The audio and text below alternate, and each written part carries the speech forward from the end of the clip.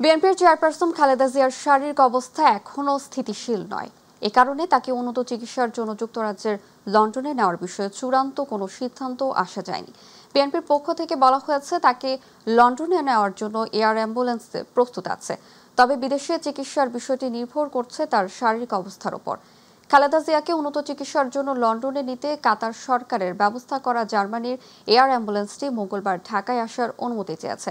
এদিকে বেগম খালেদা জিয়ার চিকিৎসার ক্ষেত্রে সরকার সব ধরনের সহযোগিতা প্রদান করে যাচ্ছে বলে জানিয়েছেন প্রধান উপদেষ্টার প্রেস সচিব শফিকুল আলম।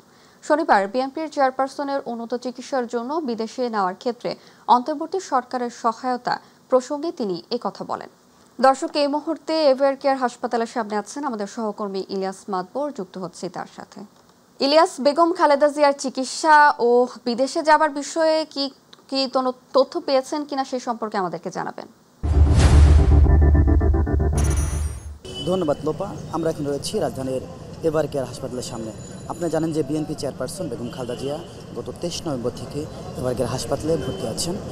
গত 27 নভেম্বর থেকে তার অবস্থা তিনি আরও বেশি অসুস্থ হয়ে যান, সংকটাপন্ন অবস্থা তার দেখা দেয়।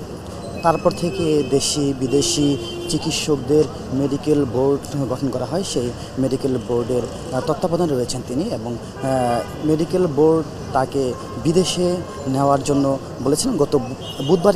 গত শুক্রবার তাকে বিদেশ নেওয়ার কথা ছিল, কিন্তু বিএনপির পক্ষ থেকে বলা হয়েছে কাতারের আমিরের দেওয়া যে অ্যাম্বুলেন্স সেটা ত্রুটির কারণে দেশে আসা সম্ভব হয়নি, এজন্যই তার বিদেশ নেওয়াটা কিছুটা বিলম্ব হয়েছে।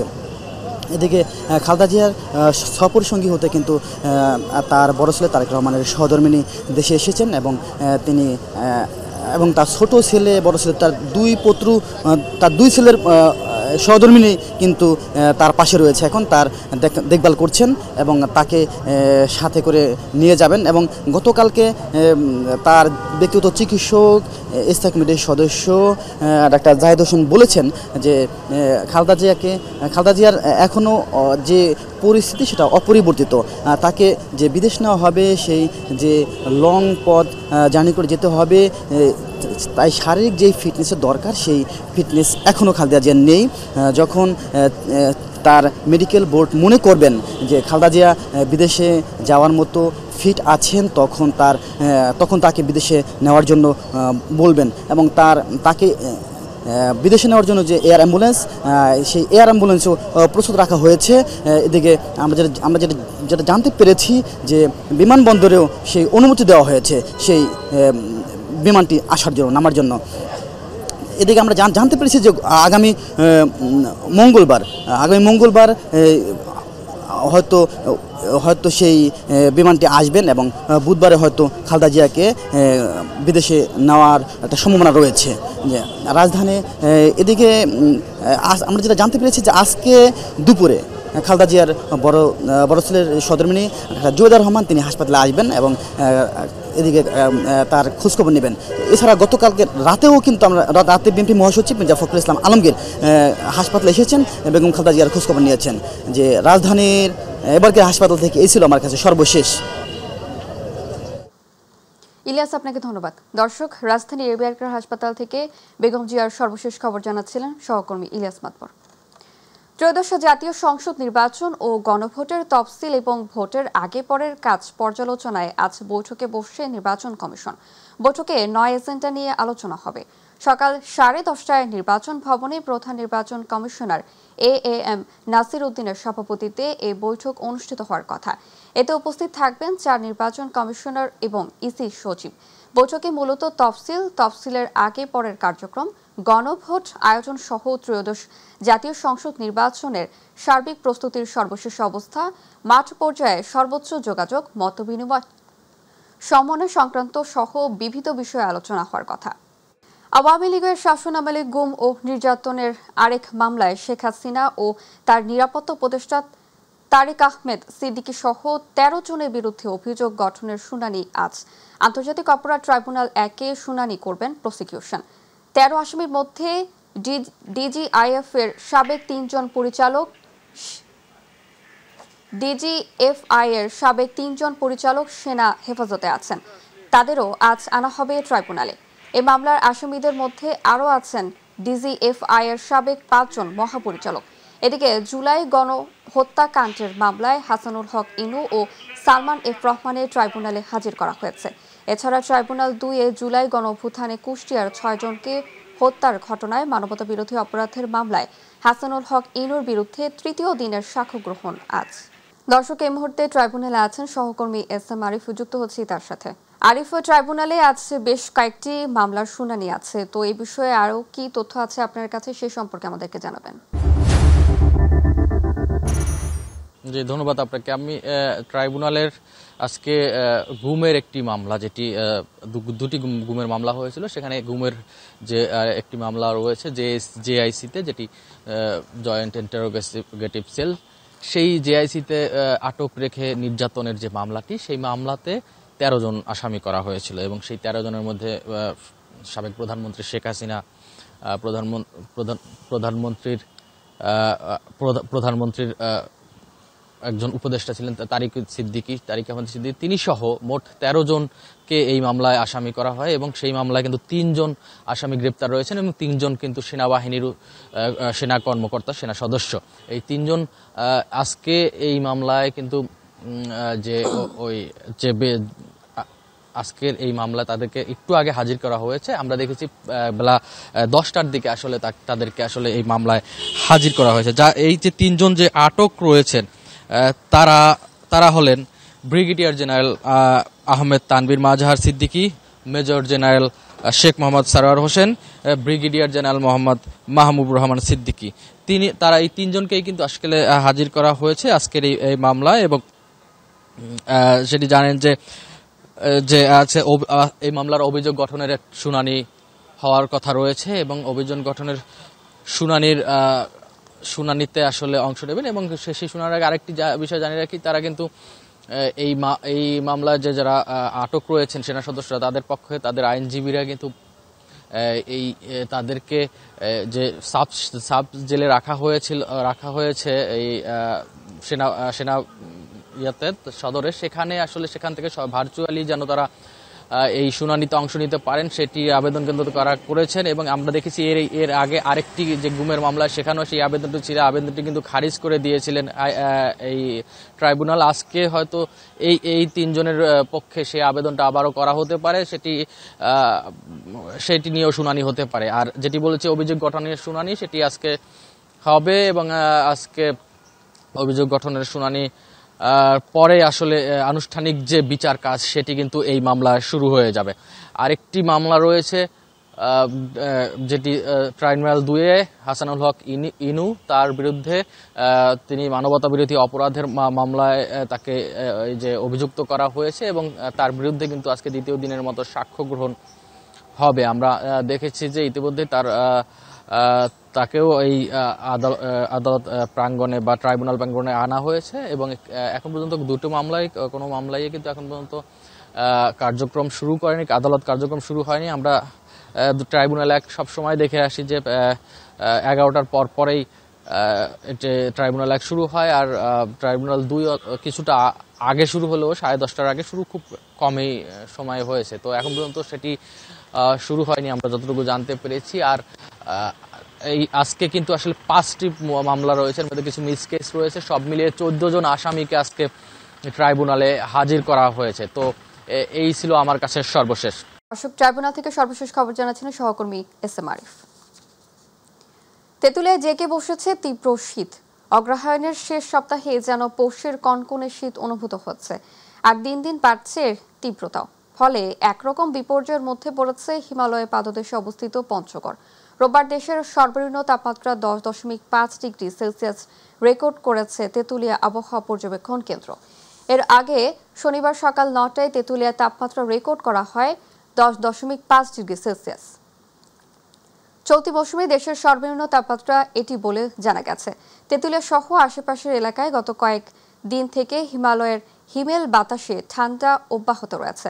গত কয়েকদিন থেকেই শীতের তীব্রতা হঠাৎ বেড়ে যায়, কষ্টে দিন কাটাচ্ছে নিম্ন আয়ের মানুষরা।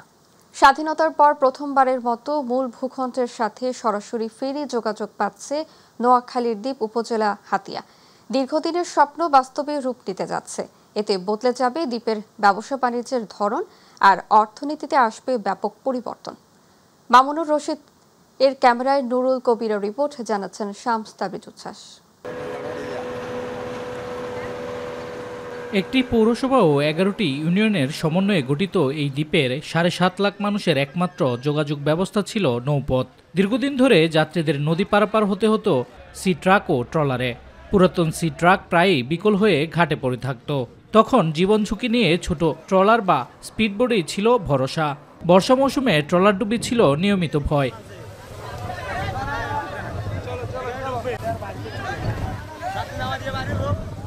কিন্তু সেই অপেক্ষার অবসান হতে চলেছে। নলচিরা ও চেয়ারম্যান ঘাটে ফেরির জন্য নির্মাণ করা হচ্ছে আধুনিক ল্যান্ডিং স্টেশন। সংশ্লিষ্টরা বলছে ডিসেম্বরের মধ্যেই কাজ শেষ হবে। প্রতি বর্ষায় এইভাবে মাল আনতে ট্রলার ডুবি যা। অনেক রোগীর আত্মনা এই ঘাটে, তাদের চিৎকার আমার আজও প্রাণে ভাসে। আগে মাল আনতে অনেক ছিল, অ্যাক্সিডেন্ট হইতো, সুবিধা অসুবিধা ছিল। এখন মোটামুটি ফেরি হইলে মাল আনতে সুবিধা হইব। ফেরি চালু হলে আর ভোগান্তি পোহাতে হবে না যাত্রী, মুমূর্ষু রোগী কিংবা শিক্ষার্থীদের।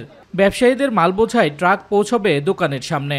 আবার দ্বীপের ইলিশ, ধান, বাদাম, ডাল সহ উৎপাদিত কৃষিপণ্য সহজেই মোকামে নিতে পারবেন কৃষকেরা। ফেরি হওয়াতে আমরা নিরাপদে যাতায়াত করতে পারবো। অলরেডি ফেরির কাজ চলমান, যাহা দেখে আমাদের হাতিয়ার মানুষ অনেক মুগ্ধ। তবে এই ফেরির জন্য হাতিয়ার মানুষকে আন্দোলন সংগ্রাম করতে হয়েছে দীর্ঘদিন। দ্বীপের সন্তান এনসিপির মুখ্য সমন্বয়ক আব্দুল হান্নান মাসুদ সহ স্থানীয়রা বিভিন্ন দপ্তরে ছুটেছেন দিনের পর দিন। নৌপরিবহন উপদেষ্টাও আসেন পরিদর্শনে, যার ফলে আলুর মুখ দেখতে শুরু করে হাতিয়ার ফেরি সার্ভিস। আমরা শুরু করে দিয়ে গেলাম।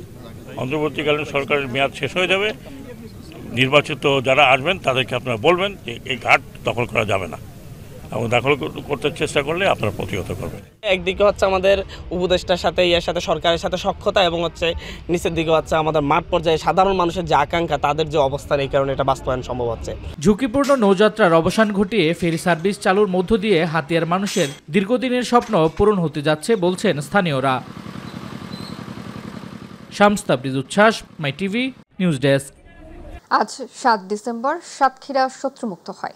1971 সালে দীর্ঘ 9 মাস রক্তক্ষয়ী যুদ্ধের মধ্য দিয়ে সেদিনের সাহসী সন্তানরা বুকের তাজা রক্ত ঢেলে দিয়ে মুক্ত করেছিল এই সাতক্ষীরাকে।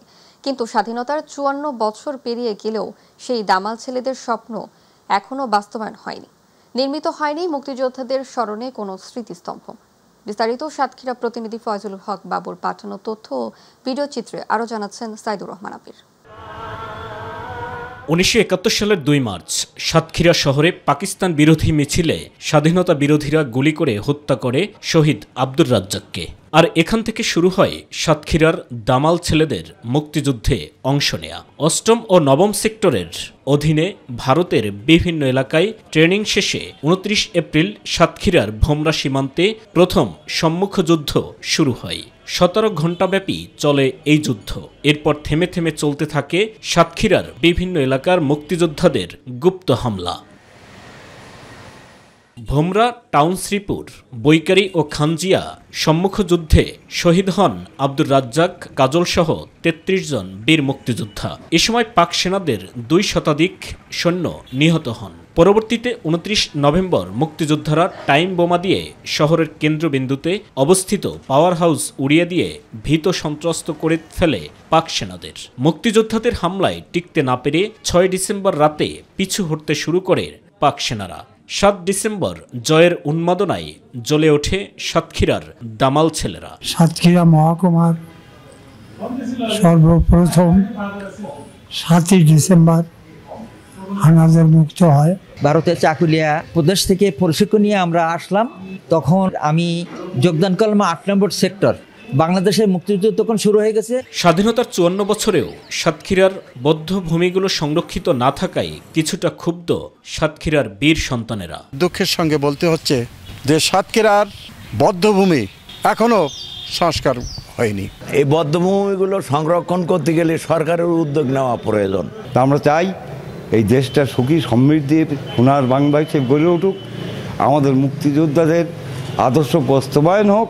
সাতক্ষীরা মুক্ত দিবস উপলক্ষে বিভিন্ন কর্মসূচি পালনের পাশাপাশি বধ্যভূমি ও গণকবরগুলো সংরক্ষণের মাধ্যমে মুক্তিযুদ্ধে শহীদদের শ্রদ্ধা নিবেদনের ব্যবস্থা করা হবে বলে জানান জেলা প্রশাসক। আলোচনা সভা এবং বধ্যভূমিগুলিতে ফুল দেওয়া এগুলো যেহেতু প্রতি বছর হয়, আমরা এই আনুষ্ঠানিকতাগুলো আমরা অবশ্যই করব। 3টা সম্ভবত বধ্যভূমি আছে, আমি সেগুলো ভিজিট করব। এগুলো দেখে আমরা পরবর্তীতে এগুলো সংস্কারের উদ্যোগ নিব। সাইদুর রহমান আবির, মাই টিভি নিউজ ডেস্ক। জয়পুরহাটে বাণিজ্যিকভাবে পানি ফল চাষ করে ব্যাপক সাড়া ফেলেছেন কৃষকরা। নিচু জমিতে সারা বছর পানি জমে থাকায় তেমন কোনো ফসল না হওয়ার নিজ মেধা ও উদ্যোগে পানি ফল চাষ করেছেন তারা। কম খরচে বেশি লাভ হয় অনেকেই ঝুঁকে পড়েছেন এই চাষে। সহযোগিতার আশ্বাস দিয়েছেন জেলা কৃষি বিভাগ। প্রতিনিধি বিপুল কুমার সরকারের পাঠানো তথ্যচিত্রে বিস্তারিত জানাচ্ছেন সুপার রহমান। জয়পুরহাট সদরের পুরানা পৈল ও গতন শহরের নিচু জলাবদ্ধ জমি, চারপাশে সবুজ পানি ফলের পাতা। কৃষকরা কোমর সমান পানিতে দাঁড়িয়ে সংগ্রহ করছেন পানি ফল। বছর জুড়ে পানি জমে থাকায় এসব নিচু জমিতে আগে তেমন কোনো ফসল হতো না। অকেজো পড়ে থাকা জমি এখন সোনার খনি। অর্ধশতাধিক কৃষক নিজস্ব মেধা ও উদ্যোগে এসব জমিতে সফলভাবে করছেন পুষ্টিগুণে ভরপুর পানি ফলের বাণিজ্যিক চাষ। এতে আমার লাভ বেশি হয়, ওই জন্য পড়ে থাকা জমিগুলা চাষ করি এই পানি ফল। 7 বিঘা মাটি আবাদ করেছি আমি, চলতেছে ব্যবসা, লাভ মোটামুটি ভালোই আসে। এখান থেকে তুলে বেচতে টাটকা জিনিস দেখে ভালো লাগলে এজন্য আর কি নিলাম যে 1 কেজি। 3 মাসে পানিফল ফসল তুলে ফেলতে পারেন কৃষকরা। মৌসুমের শুরুতে দাম বেশি থাকলেও বর্তমানে প্রতি কেজি 30 থেকে 50 টাকায় বিক্রি হচ্ছে। লাভজনক হওয়ায় দিন দিন বাড়ছে পানিফলের চাষ। 60 টাকা 70 টাকা কেজি বিক্রি করছি, বুঝাচ্ছেন। এখন ফলে না বেশি হয়েছে, এখন দাম কম। এখান থেকে উঠায় বিক্রি করে পানি ফল, টাটকা পাওয়া যায়। আমরা যখন যাওয়া আসা করি তখন এখান থেকে নিয়ে যাই। এদিক থেকে যাই যখন, তখনই আমরা এখান থেকে 1 কেজি 2 কেজি আমরা কিনে নেই। এবার জেলায় প্রায় 30 হেক্টর জমিতে পানি ফলের চাষ হয়েছে। কৃষকদের সহযোগিতাও দেওয়া হয়, জানালেন কৃষি বিভাগের এ কর্মকর্তা। প্রায় 30 হেক্টর জমিতে পানি ফল চাষ হচ্ছে। এখন অনেক কৃষক ভাই এটাকে শৌখিন পর্যায়ে আগে যারা করতে, এখন তারা বাণিজ্যিকভাবে করতেছে এবং মোটামুটি লাভজনক ফসল এটা। আমরা পরামর্শ দিচ্ছি তারা সঠিক পদ্ধতিতে পানি ফল আবাদ করে পর্যাপ্ত ফলন করে তুলতে পারে। পতিত নিচু জমিকে কাজে লাগিয়ে পানি ফল চাষে যেমন লাভবান হচ্ছেন কৃষকরা, তেমনি গ্রামীণ অর্থনীতিতেও যোগ হচ্ছে নতুন সম্ভাবনা, এমনটাই মত সংশ্লিষ্টদের। জুবাইর রহমান, মাই টিভি নিউজ। সংস্কার বাস্তবায়ন করতে গেলে গণভোট লাগবে বলে মন্তব্য করেছেন গণসংহতি আন্দোলনের প্রধান সমন্বয়কারী জুনায়েদ সাকি। তিনি বলেছেন, বিচার, সংস্কার এবং নির্বাচন এই 3টি বিষয়ই এই মুহূর্তে বাংলাদেশের প্রধান জাতীয় স্বার্থ। এর মধ্য দিয়ে দেশের গণতান্ত্রিক উত্তরণ সম্ভব। যে পথরেখা তৈরি হয়েছে তার ভিত্তিতে ফেব্রুয়ারির মধ্যে নির্বাচন সম্পূর্ণ করা জরুরি। এই নির্বাচনের সঙ্গে সংস্কার বাস্তবায়ন এখন অঙ্গাঙ্গিভাবে জড়িত। শনিবার টাঙ্গাইল শহরের মাথাল মিছিলের পূর্বে শহীদ স্মৃতি পৌর উদ্যানে সাংবাদিকদের তিনি এসব কথা বলেন। বিএনপির কেন্দ্রীয় কমিটির সাংগঠনিক সম্পাদক সামা ওবায়দ বলেছেন, দেশের মাটিতে যখনই গণতন্ত্র ব্যাহত হয়েছে ও ফ্যাসিবাদের উত্থান ঘটেছে, তখনই বেগম খালেদা জিয়া একজন আলোকবর্তিকা হয়ে বাংলাদেশের মানুষের জন্য লড়াই সংগ্রাম করেছেন। বিএনপির চেয়ারপারসন বেগম খালেদা জিয়ার দ্রুত রোগ মুক্তি ও সুস্থতা কামনায় ফরিদপুরের নগরকান্দায় অনুষ্ঠিত দোয়া মাহফিলে প্রধান অতিথির বক্তব্যে তিনি এসব কথা বলেন। তিনি বলেন, বেগম খালেদা জিয়ার স্বৈরাচার বিরোধী আন্দোলনে একজন আপসহীন নেত্রী হিসেবে সংগ্রাম করে সারা বাংলাদেশের মানুষের হৃদয়ের মণিকোঠায় স্থান করে নিয়েছেন।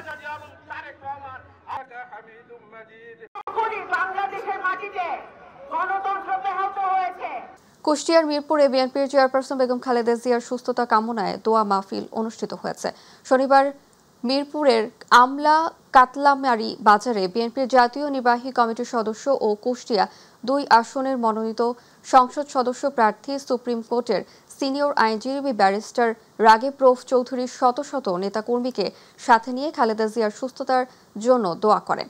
সদরপুর ইউনিয়ন বিএনপির আয়োজনে এ দোয়ায় মাহফিলে স্থানীয় বিএনপির বিভিন্ন পর্যায়ে নেতারা বক্তব্য রাখেন। টাঙ্গাইলের মির্জাপুরে বিএনপির চেয়ারপারসন বেগম খালেদা জিয়ার শারীরিক সুস্থতা কামনায় দোয়া মাহফিল অনুষ্ঠিত হয়েছে। শনিবার 10 নং গোড়া ইউনিয়নের 3 নং ওয়ার্ড বিএনপির উদ্যোগে এ দোয়া মাহফিলের আয়োজন করা হয়। অনুষ্ঠানে প্রধান অতিথি ছিলেন থানা বিএনপির যুগ্ম সাধারণ সম্পাদক খন্দকার আনোয়ার পারভেজ শাহ আলম। দোয়া মাহফিলে সভাপতিত্ব করেন ওয়ার্ড বিএনপির সভাপতি নূর মোহাম্মদ, সঞ্চালন করেন সাধারণ সম্পাদক আওলাদ হোসেন। এ সময় ইউনিয়ন বিএনপির সিনিয়র যুগ্ম সাধারণ সম্পাদক আক্কাস সালী, হাশেম কাশেম, দেলোয়ার হোসেন, স্থানীয় বিএনপির ও অঙ্গ সংগঠনের নেতাকর্মীরা দোয়া মাহফিলে অংশ নেন। ঢাকা 18 আসনে বিএনপি ও তার সকল অঙ্গ সংগঠনের উপস্থিতিতে বেগম খালেদা জিয়ার রোগ মুক্তি ও দীর্ঘায়ু কামনায় দোয়া মাহফিল হয়েছে। উত্তরা ফ্রেন্ডস ক্লাব মাঠে ঢাকা মহানগর উত্তর বিএনপির যুগ্ম আহ্বায়ক ও জাতীয় সংসদ নির্বাচনে বিএনপির মনোনীত প্রার্থী SM জাহাঙ্গীর হোসেনের উদ্যোগে দোয়া অনুষ্ঠান অনুষ্ঠিত হয়। দোয়া অনুষ্ঠানে প্রধান অতিথি ছিলেন ঢাকা মহানগর উত্তরের আহ্বায়ক আমিনুল ইসলাম। বিশেষ অতিথি ছিলেন ঢাকা মহানগর উত্তর বিএনপির যুগ্ম আহ্বায়ক আক্তার হোসেন, বাংলাদেশের জাতীয়তাবাদী স্বেচ্ছাসেবক দলের সাবেক সহসভাপতি মোহাম্মদ জামির হোসেন।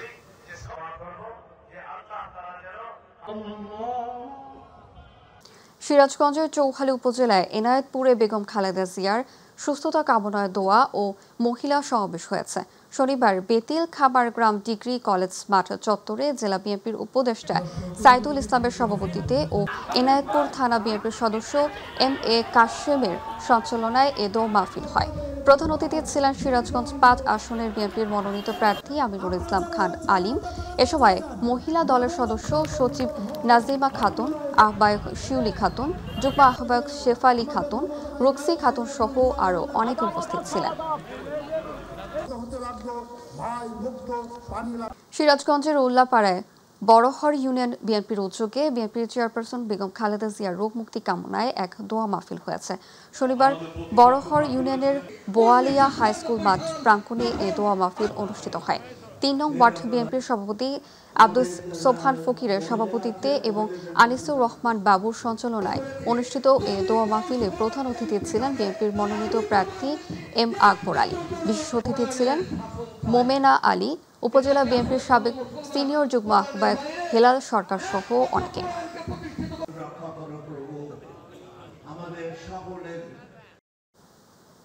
নরসিংদীর বেলাবতে বিএনপির চেয়ারপারসন বেগম খালেদা জিয়ার রোগ মুক্তি ও সুস্থতা কামনায় দোয়া ও আলোচনা সভা হয়েছে।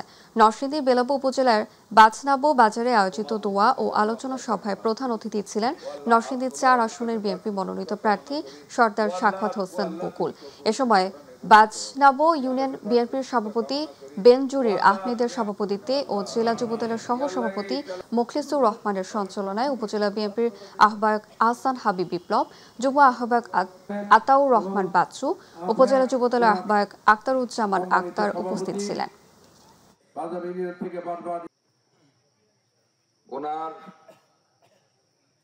রোগ মুক্তির জন্য তথ্য প্রযুক্তি নির্ভর পরিবর্তনশীল রাজনীতি, উন্নয়ন ও ইনসাফের দেশ গড়তে চায় বাংলাদেশের জামায়াত ইসলামীকে বিজয়ী করার আহ্বান জানান ইসলামী ছাত্র শিবিরের সাবেক কেন্দ্রীয় সভাপতি মোহাম্মদ সালাউদ্দিন আইয়ুবী। শ্রীপুর সরকারি পাইলট উচ্চ বিদ্যালয়ের মাঠে ছাত্র ও যুব সমাবেশে তিনি এই মন্তব্য করেন। গাজীপুর জেলা জামায়াত ইসলামীর নায়েবে আমির মোহাম্মদ আব্দুল হাকিমের সভাপতিত্বে বক্তব্য রাখেন জেলা জামায়াত ইসলামীর আমির ডক্টর জাহাঙ্গীর আলম, উপজেলা জামায়াত ইসলামীর আমির মাওলানা নুরুল ইসলাম, জেলা ছাত্র শিবিরের সভাপতি ইয়াসিন আরাফাত সহ আরও অনেকে। টাঙ্গাইলের দেলদুয়ারে জামায়াত ইসলামের সুধী সমাবেশ হয়েছে। শনিবার উপজেলা জামায়াত ইসলামীর উদ্যোগে উপজেলা পরিষদ চত্বরে এই সমাবেশ অনুষ্ঠিত হয়। এতে প্রধান অতিথি ছিলেন টাঙ্গাইল 6 আসনের জামায়াতের মনোনীত প্রার্থী ডক্টর AKM আব্দুল হামিদ। উপজেলা জামায়াত ইসলামের আমির আল মোমেনের সভাপতিত্বে বক্তব্য রাখেন টাঙ্গাইল 6 আসনের জামায়াতের নির্বাচন পরিচালনার পরিচালক রাশিদুল হাসান এবং ব্যারিস্টার হাসনাত জামিল। এ সময় জামায়াত ইসলামের উপজেলা পর্যায়ে নেতা কর্মী ও সমর্থকরা উপস্থিত ছিলেন। দিনাজপুরের পার্বতীপুরে বিএনপির প্রতিবাদ সভা হয়েছে। পার্বতীপুর উপজেলা ও পৌরসভার ছাড়াও সকল অঙ্গ সহযোগী সংগঠনের উদ্যোগে গতকাল কেন্দ্রীয় বাস টার্মিনাল চত্বরে প্রতিবাদ সভার আয়োজন করা হয়। দ্রুত সময়ের মধ্যে দাবি আদায়ের লক্ষ্যে সংশ্লিষ্টদের হস্তক্ষেপ কামনা করে বক্তব্য দেন বিএনপির কেন্দ্রীয় নির্বাহী কমিটির অন্যতম সদস্য AZM রেজাউল হক। পার্বতীপুর উপজেলা বিএনপির সিনিয়র সহসভাপতি AZM মেনহাজুল হক, ফুলবাড়ী উপজেলার বিএনপির সাধারণ সম্পাদক মোস্তাক আহমেদ চৌধুরী খোকন।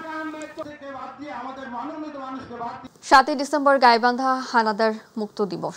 এদিনে কোম্পানি কমান্ডার মাহবুব ইলাহি রঞ্জু বীর প্রতীকের নেতৃত্বে মুক্তিযোদ্ধাদের একটি দল ফুলছড়ি উপজেলার ফজলুরপুর ইউনিয়নের কাঁচা সোনার চর থেকে বালাসী ঘাট হয়ে গাইবান্ধা শহরে প্রবেশ করে। তাদের আগমনের সংবাদ পেয়ে গাইবান্ধা শহর স্টেডিয়ামে অবস্থিত পাক হানাদার বাহিনীর সদস্যরা তল্পিতল্পনা গুটিয়ে রংপুর ক্যান্টনমেন্টের উদ্দেশ্যে পালিয়ে যায়। এর আগের দিন বিকেলে বাংলাদেশি ভারতের যৌথ বাহিনীর বিমান গাইবান্ধা রেল স্টেশনে উত্তর পাশে বোমা ফেলে। বাংলাদেশ মুক্তিযোদ্ধা সংসদ গাইবান্ধা জেলা ইউনিট আলোচনা সভা ও দোয়া মাহফিলের আয়োজন করেছে। বাগেরহাটের মংলায় বিরল প্রজাতির একটি তক্ষক সহ একজনকে আটক করেছে কোস্টগার্ড। শনিবার মংলা বন্দর বাসস্ট্যান্ড সংলগ্ন এলাকায় অভিযান চালিয়ে তাকে আটক করা হয়। কোস্টগার্ড পশ্চিম জোন মংলা সদর দপ্তরের মিডিয়া কর্মকর্তা লেফটেন্যান্ট কমান্ডার মুনতাসির ইবনে মহসিন বলেন, অভিযানের সময় কোস্টগার্ড সদস্যরা পাচারকারীর কাছ থেকে বিরল প্রজাতির তক্ষকটি উদ্ধার করে। আটক ব্যক্তির বিরুদ্ধে প্রয়োজনীয় আইনানুগ ব্যবস্থা গ্রহণের প্রক্রিয়া চলছে।